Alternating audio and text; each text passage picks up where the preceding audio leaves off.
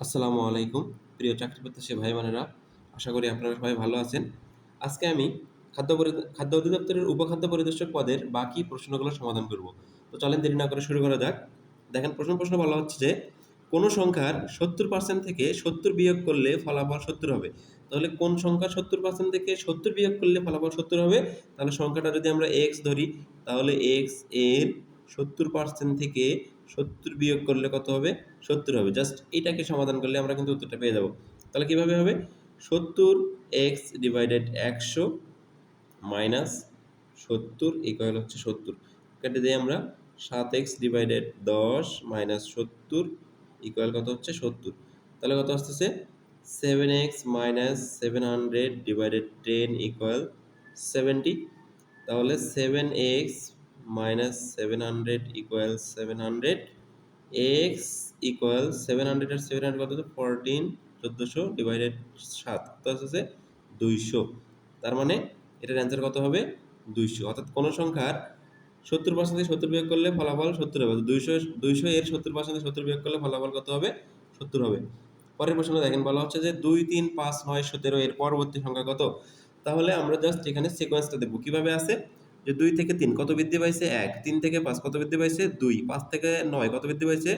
4, 9 থেকে 17 কত বৃদ্ধি পাইছে? 8। তার মানে 1, 2, 4, 8, তার মানে 2 গুণ করে বাড়ছে। তাহলে এখানে সেই হিসেবে 17 এর পরে 8 দুগুণে কত? 16 বৃদ্ধি পাবে। তাহলে 17 এর সাথে 16 যোগ করলে কত? 7, 6, 13, 3, আর থাকে কত? 1, 1 আর একে 2, আর একে কত হচ্ছে? 3। তাহলে কত হচ্ছে আমাদের? 33। তাহলে উত্তর হবে কত আমাদের? 33।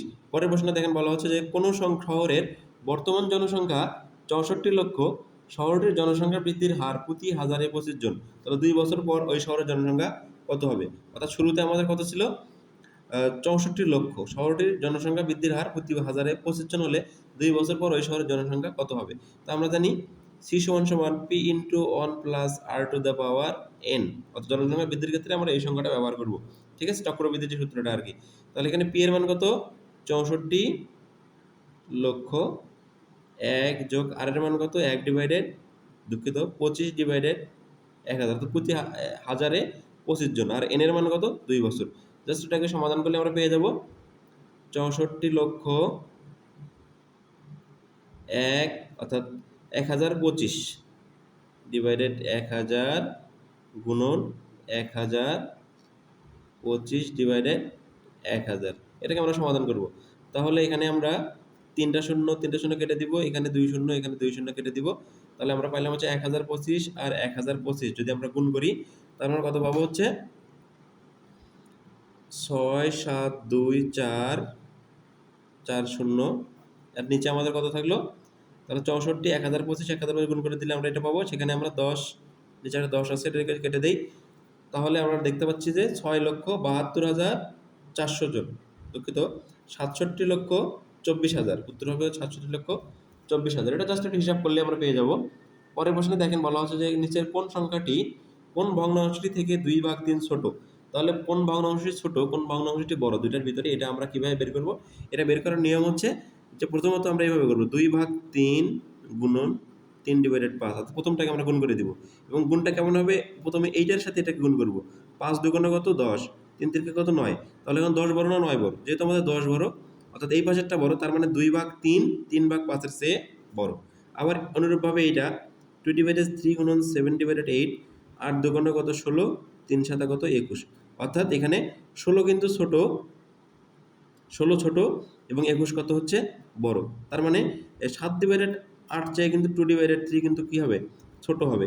এবারে পরেরটা দেখুন, 2/3 গুণন 5/6, 6 দুগুণ 12, 3 5 15। ঠিক আছে, তার মানে 15, অর্থাৎ 3 5 5/6 2/3 থেকে বড় হবে। ঠিক আছে, এবারে হচ্ছে 2/3 গুণন 3/4, 4 দুগুণ 8, 3 তিরিকে কত? 9। অর্থাৎ 3/4 বড়, 2/3 ছোট। বলছে নিচের কোন ভগ্নাংশ থেকে 2 তাহলে অ্যান্সারটা হবে কত? যে 3/5 থেকেই শুধুমাত্র এটা বড়, আর বাকি সবগুলো থেকেই হচ্ছে এই অ্যান্সারটা কি হবে? ছোট হবে। ওকে, ত্রিভুজের 3টি বাহুকে চক্রাকারে বর্ধিত করলে উৎপন্ন বহিস্থ কোণ 3টির যোগফল কত? তাহলে ত্রিভুজের 3টে বাহুকে যদি চক্রাকারে বৃদ্ধি করা যায় তাহলে কত ডিগ্রি কোণ উৎপন্ন হয়? 60 ডিগ্রি কোণই উৎপন্ন হবে। অর্থাৎ 360 ডিগ্রি হবে এটার উত্তর। ওকে, আশা করি বুঝতে পারছি।